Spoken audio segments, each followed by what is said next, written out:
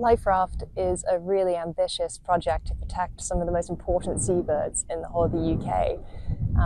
Every year, about 250,000 seabirds come here, and that's puffins, guillemots, razorbills, and they come here to raise their chicks.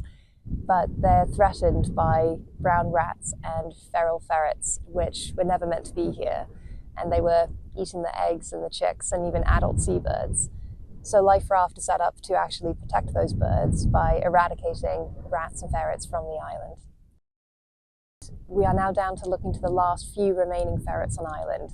We haven't actually had a confirmed sighting since last November, but we're doing everything we can to try and find what we believe are the final few. That's using detection dogs. We have Woody, who recently joined the team on island. We're using thermal drones. We're asking all the community to feed back when they think they might have seen a ferret. But we're also looking forward to the rat phase of the eradication, and that's really gearing up. So we're putting down about 6,500 bait stations across the island, one every 50 meters. And we've recruited 11 new members of the fieldwork team, got 10, 15 residential volunteers who've just joined us. And we're all getting ready for when we're actually putting the bait down in October. Hi, my name is Michael Rafferty, and I am the operations manager with the LIFE Raft project here on Rathlin. So we're currently in a very exciting time. We are still monitoring for what we believe to be out there as 1 or 2 ferrets, so there's still ongoing monitoring for these individuals, but we're also moving into the rat phase. This involves getting 6,700 plus bait stations into the ground. Within a week, we've got 1,000 in there, and none of this would be possible without the backing and the permissions of the community that we're forever grateful for. So hi, I'm Biz Bell from Wildlife Management International, and I'm here on Rathlin as the technical advisor for the rat and ferret eradication. So I'm here to advise on the project, how it's going, so what steps we're doing to eradicate the rats from the island and make sure that everything's set to plan for us to start the operation. Basically, it's going to take us a lot of looking. We're going to be using a whole range of monitoring tools, everything from flavoured wax blocks to cameras to tracking tunnels to our wonderful detection dogs.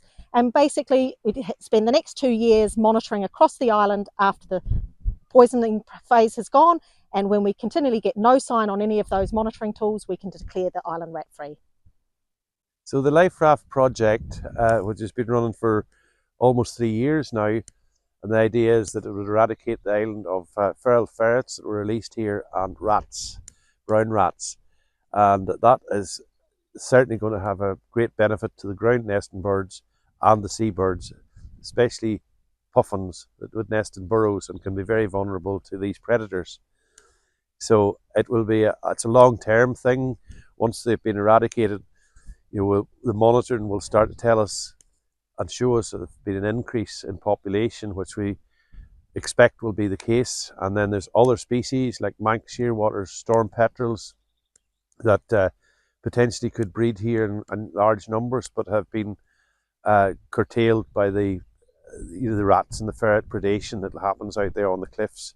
So we're certainly looking forward to an expansion of numbers of species that we have, and possibly other species starting to use the island to breed in.